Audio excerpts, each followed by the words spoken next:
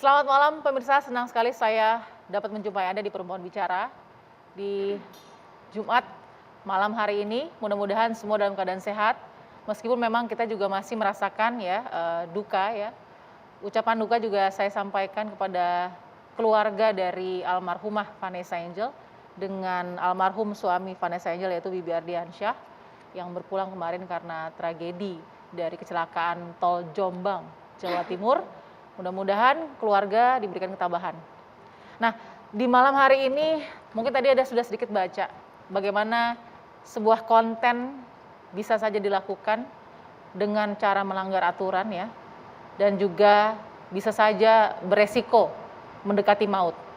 Pertanyaannya bagaimana nilai dari demi konten itu pun harus kita lihat. Perspektifnya ada di meja Perempuan Bicara malam ini. Saya tidak sendiri, saya ada di kiri dan kanan saya sudah ada 4 perempuan yang akan memberikan perspektifnya luar biasa.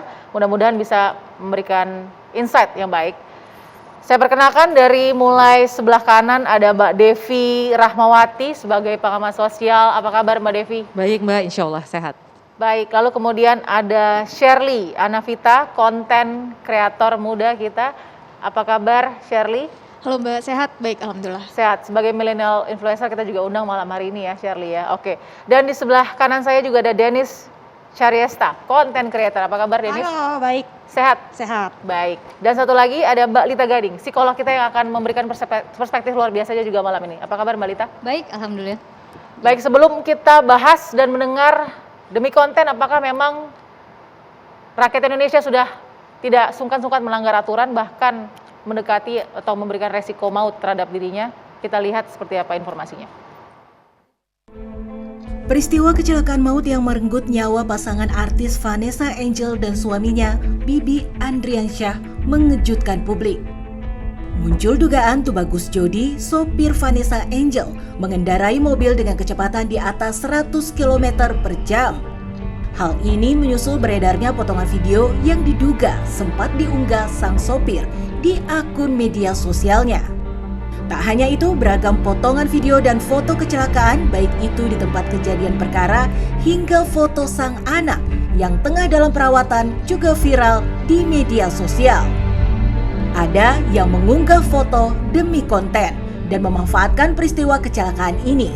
Namun tak sedikit juga menghujat viralnya foto dan video kecelakaan Vanessa Angel dan Bibi Ardiansyah karena dinilai melukai perasaan keluarga yang ditinggalkan.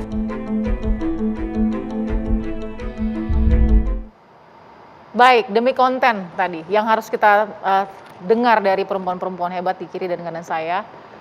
Apakah betul demi konten kita dirasakan mau melanggar aturan hingga kemudian menjemput resiko maut tadi? Saya mau ke Denis dulu. Denis sebagai konten creator, pada saat tragedi naas itu terjadi, apa yang dikonsumsi juga oleh Denis atau mungkin apa yang di benak Denis soal konten-konten tersebut? Oh, yang seperti kejadian Vanessa? Ya. Oh, kalau yang aku lihat sih sebenarnya bukan di pertama kali aku lihat ya. Banyak banget kayak supir aku main HP sambil nyetir. Main HP sambil nyetir. Terus udah gitu banyak juga pernah aku disetirin sama kameramen aku. Nah, itu dia tuh masih ababil lah, ABG labil, yang demen konten, story-story gitu-gitu. Dia pernah ngebut-ngebutan juga sambil di-storyin kayak gitu. Nah kayak gitu, mereka melakukan itu cuma demi supaya rame, supaya TikToknya viewsnya banyak, apa segala macem, seperti itu. Nah pada saat itu Denis jadi bagian yang juga ikut mengupload konten tragedi itu atau apa? Dan kalau memang iya, apa pesan atau maksudnya dalam mengupload itu? Dalam kejadian Vanessa dalam ini. memposting, saya kemarin konten TikTok saya memperingatkan kepada semua supir-supir kalau misalkan mereka nyetir, mereka itu bertanggung jawab atas penumpang yang mereka bawa. Jadi ada baiknya mereka hati-hati. Iya kan? Jangan karena lu nyetir lu bawa bos lu baik, lu nyetir ugal-ugalan seenak lu gitu loh. Oke. Jadi itu jadi waktu itu ingat nggak, waktu itu langsung membuat konten juga soal pasca kejadian itu, apa sih isinya sebenarnya dari Denis sendiri? Kontennya saya, aku bilang nih ya buat para supir-supir yang di luar sana yang masih hidup, puji Tuhan masih hidup kan. Kalau misalkan mereka suka kebut-kebutan, story-story kayak gitu. Nah jadi lu tuh sebagai supir tuh orang harus sadar diri, betul-betul sadar. Lu tuh bertanggung jawab Iya. dengan nyawa penumpang yang lu bawa. Oke. Seperti bos lu atau penumpang-penumpang lainnya. Baik. Jadi ada baiknya lu tuh hati-hati. Kalau misalkan lu pun ngantuk, capek, lu bisa ngomong sama bos lu. Iya. Pasti dikasih istirahat kok, kita juga takut lah. Ya kan? Oke. Karena pernah kejadian di aku juga. Aku bilang, mau istirahat dulu yaudah istirahat aja. Kalau nggak gantian sama saya nyetirnya. Ya kan? Oke. Itu kan lebih aman. Daripada lu paksain capek nyetir ngantuk ketiduran. Oke. Kayak gitu. Nah, cara yang tadi Denis paling tidak peragakan gitu ya ke pemirsa, itu cara approach yang menurut Denis bisa ditangkap dengan mudah oleh followers dari Denis. Iya sih. Mereka nangkep dengan oke sih. Lebih banyak komen negatif atau positif setelah Kalau saya mah selalu banyak komen negatif. Kan emang saya Oke. dihujat, gimana sih? Baik. Jadi walaupun kamu content creator, ya berarti penuh kontroversi nih. Penuh tapi kamu tetap kontroversi. mau kasih moral message yang positif gitu. Iya itu harusnya mereka sadar gitu kan, karena itu kejadian di aku juga, jadi aku aware Oke. gitu. Aku memperingati mereka jangan sampai memakan korban gitu. Baik. Sebenarnya kejadian seperti ini kan udah banyak kan yang supir Ya. sambil baik. main HP kayak gitu udah banyak. Oke. Cuman ini yang benar-benar menurut aku parah sih ya, karena Oke. memakan korban. Oke. Gitu. Oke, thank you Denis. Saya mau ke Mbak Devi. Mbak Devi, ini fenomena yang seperti apa sih sebenarnya yang kita lihat demi konten ini sebenarnya? Ya, pertama yang ingin saya sampaikan ini bukan hanya fenomena Indonesia, Ya. ini fenomena dunia karena catatan risetnya justru sangat panjang di luar negeri, bukan di sini gitu. Walaupun fenomena di sini juga sama banyaknya, hanya kesempatan risetnya yang mungkin kurang panjang. Ya. Nah, apa sih kemudian yang menyebabkan orang tuh berburu untuk bisa selalu menampilkan sesuatu di media sosial? Yes. Catatan saya paling tidak ada 5P istilah saya. Kenapa orang kemudian ingin cepat-cepatan berkompetisi untuk bisa tampil di media sosial. Pertama adalah ini sifat dasar manusia, kita butuh pengakuan. Artinya ini penyaluran ego manusia. Kenapa? Karena ternyata risetnya kalau kita seperti ini, kita lebih sulit untuk bisa membicarakan diri kita. Itu angkanya risetnya hanya 30-40%. Tapi kalau di sosial media suka-suka kita bisa nulis apapun tentang kita, itu 80%. Belum Wow. lagi dengan adanya di sosial media kita post, sebenarnya apa? Katanya risetnya 62% membuat kita lebih bahagia. Jadi kita berhubungan, mengepost sesuatu itu bukan karena supaya orang lain happy, tapi sebenarnya ditujukan lagi untuk memenuhi egoisnya kita. Ya. Kita itu pengen kita lebih bahagia gitu dengan mempost. Ini kata Aristoteles 2000 tahun lalu bilang manusia itu emang egois. Dan media sosial memberikan ruang, panggung untuk egoisme itu. Nah lalu yang kedua adalah jelas popularitas. Nah artinya orang seneng kan, pada dasarnya semua orang seneng ingin diperhatikan. Tapi sekarang menjadi populer yang diperhatikan oleh seantero dunia, itu menjadi lebih mudah. Oke. Dan yang ketiga adalah jelas pendapatan, P yang ketiga. Nah Oke. ini jelas karena dengan Anda populer, Anda jadi gini, bayangkan indahnya, sudah mendapat pengakuan, Anda populer, pendapatan Anda juga meningkat. Nah faktor P yang keempat adalah platform. Memang platform menciptakan matematika atau yang biasa disebut dengan algoritma yang membuat kita semua berburu-buru berkompetisi untuk tampil di media sosial. Ya. Sehingga karena sekarang ini bayangin saja salah satu platform itu penduduknya jauh lebih banyak dari penduduk misalnya Cina. Ya. Kita kan harus memastikan kita bisa tampil mengalahkan 2 miliar orang yang ada di situ. Betul. Jadi tidak heran kalau kemudian pilihannya bukan prestasi tapi lebih memilih sensasi dan kontroversi. Wow, oke. Saya mau dengar apa kata Shirley dulu. Shirley dan Denny sama-sama content creator, ya. Tapi kalian memposting hal yang pasti berbeda. Tidak mungkin ada gaya yang sama kan? Nah pendekatannya. Shirley melihat tragedi yang terjadi. Ini bukan hanya tragedi kecelakaannya saja ya, tapi tragedi orang memanfaatkan momen itu untuk mengupload sesuatu demi konten. Bagaimana?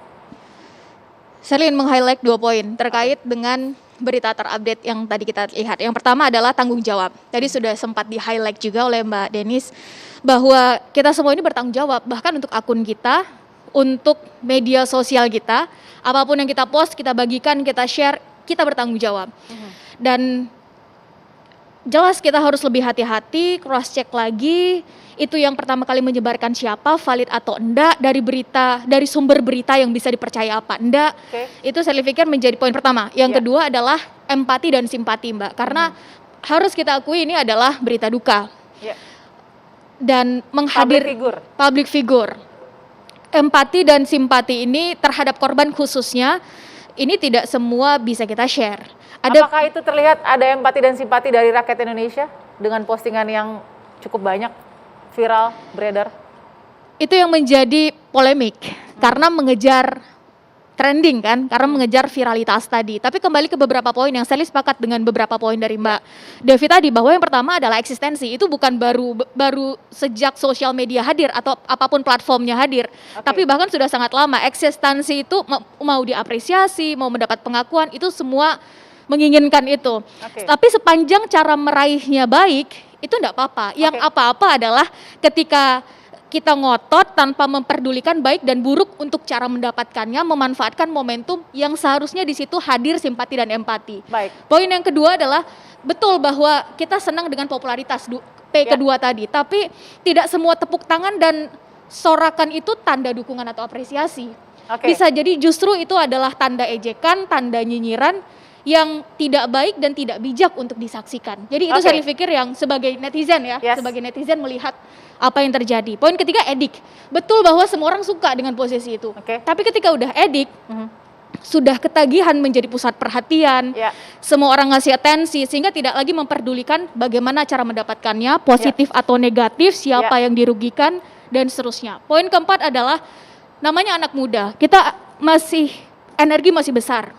Dan kita membutuhkan wadah atau wahana kali ya untuk merilis energi, Mbak. Sosial media hadir untuk memfasilitasi itu. Terakhir, mungkin ada sebagian orang menganggap itu sebagai lucu-lucuan saja.